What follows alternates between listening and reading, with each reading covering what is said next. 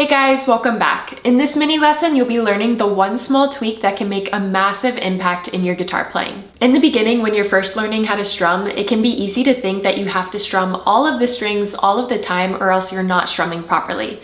But actually the opposite is true if you want your strumming to sound smooth and natural. Now, there are times to hit all of the strings, but you actually shouldn't hit all of the strings all of the time, or else it can sound pretty mechanical like this. Not super great, right? But if you hit some of the strings some of the time, it would sound a lot more natural like this. Okay, so you might be wondering, then how do I know what strings to strum and when? Well, first off, whatever the case is, you always want to make sure to avoid the strings that are not part of the chord. For example, with an A major chord, we strum from the 5th string down. But with an E major chord, we get to play all of the strings. Now, if we're adding accents to our strumming, meaning emphasizing certain strums over others, we're going to be playing the higher strings on those accents. For example, in this strumming pattern, the accents are on beats 2 and 4. So we're going to be playing the higher strings on those accents like this.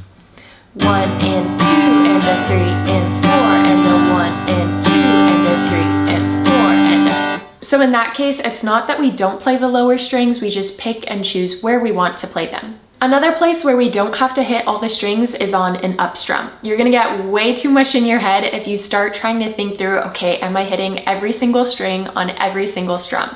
Don't do that, you're gonna get way too much in your head. Usually you can get by with playing more of the higher strings on the up strums because you're gonna be playing more of the lower sounding strings on the down strums. So if we take our previous strumming pattern, you can kind of hear how it sounds in this example. 1 and 2 and a 3 and 4 and a 1 and 2 and a 3 and 4 and a... The distinction between the higher and lower sounding strings was a bit more exaggerated in that example, but that's just so you can hear the difference. In the beginning, you actually probably should overdo it a little bit, and that way you can kind of bring it back and see what you like and what sounds best to you. Another example of when you want to focus on certain strings more than others is when you're playing palm muted. So if you're playing a chord palm muted like this,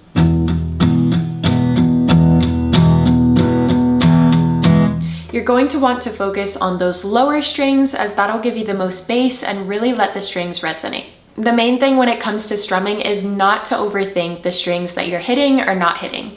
If you're playing an A major chord and you know you're supposed to hit the strings from the 5th string down and you happen to hit the 6th string, it's not the end of the world, it's okay. Sure, for some chords it does matter if you accidentally hit a string that's not part of the chord, as it could sound pretty off.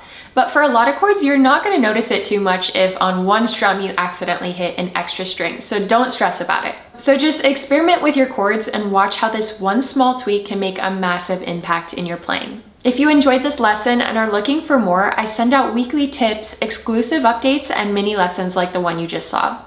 To jump into my email community, just click the link in the description below and you'll be all set. That wraps up this lesson for today. I'll see you in the next one.